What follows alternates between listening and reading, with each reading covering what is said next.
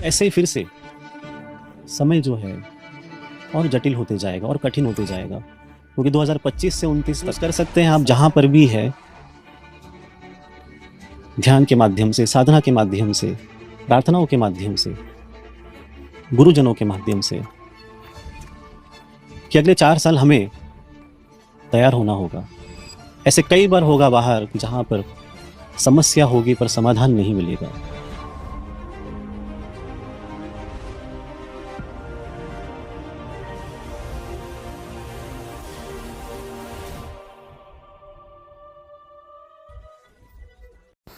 तो जैसे उन दोस्तों, तो आज हम लोग बात करने वाले मैत्रेय दादाश्री के बारे में। इनका मेरे ख्याल से एक संस्था है, जैसे हम लोग अलग अलग संस्थाएं हमने ऑलरेडी देख रखी हैं जो कि युग परिवर्तन के बारे में जानती हैं, जैसे ब्रह्मा कुमारीज हो गया, अखंड ज्योति वाले जो हैं, गायत्री परिवार। वैसे ही ये मैत्रेय परिवार नाम से मेरे ख्याल से संस्थाएं, में भी कुछ और भी हो सकता है इनके पीछे।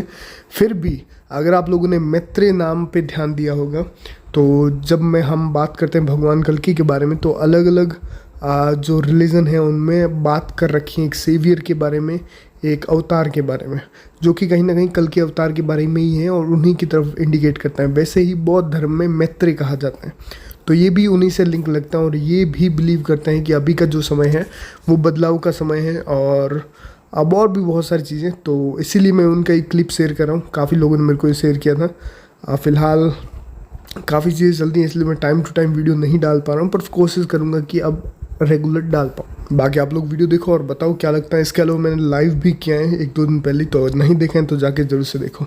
बाकी मिलते हैं नेक्स्ट वीडियो में।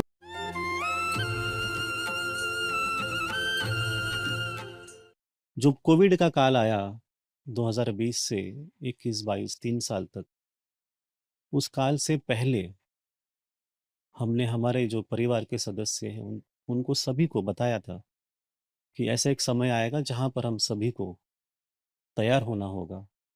हवा के माध्यम से बीमारी जो फैलेगी, 2016-17 के आसपास हमने बता के रखा था और सबकी तैयारी की।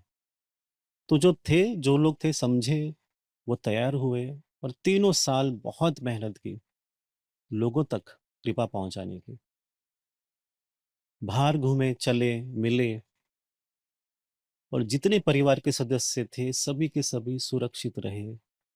सभी मित्रों ने, मैत्री परिवार के सदस्यों ने मिलकर बढ़ चढ़कर कृपा के माध्यम से लोगों तक अपनी सेवा पहुंचाई।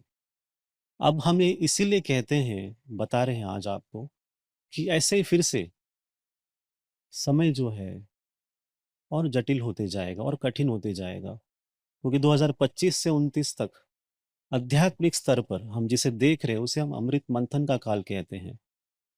कि 4 साल मंथन, चर्निंग जैसी क्रिया होगी भीतर ही भीतर और आसपास समाज में भी।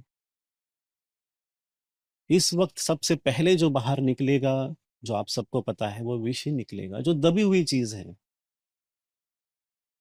जो नकारात्मक है, जो देश के लिए ठीक नहीं है, विश्व के लिए ठीक नहीं है, वो सारी चीजें बाहर निकलेगी। ये ईश्वर का संकल्प है, ये मेरा मैत्री बोध परिवार का संकल्प नहीं है। आप इसे महसूस कर सकते हैं, आप जहां पर भी है, ध्यान के माध्यम से, साधना के माध्यम से, प्रार्थनाओं के माध्यम से, गुरुजनों के माध्यम से, कि अगले 4 साल हमें तैयार होना होगा। जो भी विष आए, उस विष का समाधान केवल शिव तत्व है, जिनके लिए आज हम यहाँ बैठे हैं।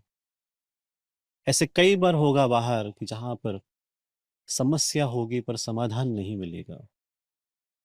प्रार्थनाओं के माध्यम से भी प्रॉब्लम्स, समस्याएं ठीक नहीं होंगी। अनेक गुरु आप तक सहायता नहीं पहुंचा पाएंगे। हालांकि इसमें महाअवतार बाबा जी, जो हिमालय में बैठे योगी जन है, समर्थ गुरु हैं, वो सब कुछ कर पाए, ईश्वर के रूप भी कर पाए।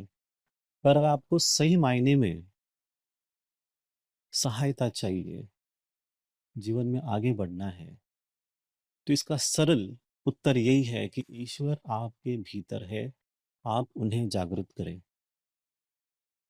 आपके भीतर के ईश्वर ही आपको मदद पहुंचाएंगे, आपकी सहायता करेंगे। अभी आपको बाहर किसी के ऊपर आधारित नहीं होना है। जो तैयार है अपने भीतर अपने ईश्वर को जागृत करने के लिए, उन सभी के लिए हम हैं। आपके और आपके ईश्वर के बीच में कोई नहीं है। आने वाला समय ऐसा ही होगा। कोई आध्यात्मिक संस्था उस तरह से काम नहीं कर पाएगी जैसे आज कर रही है, क्योंकि हर व्यक्ति के पास अपने अपने ईश्वर होंगे, सत्य होगा। इस देश की जो आध्यात्मिकता है उसे सही मायने में आप अनुभव कर पाएंगे। अनेकों जगहों में 12 ज्योतिर्लिंग है, अलग अलग शिव जी के स्थान है, पर सभी जगह पर अगर आप देखेंगे, एक बात जो सभी के लिए सत्य है वह है शिव जी, शिव तत्व।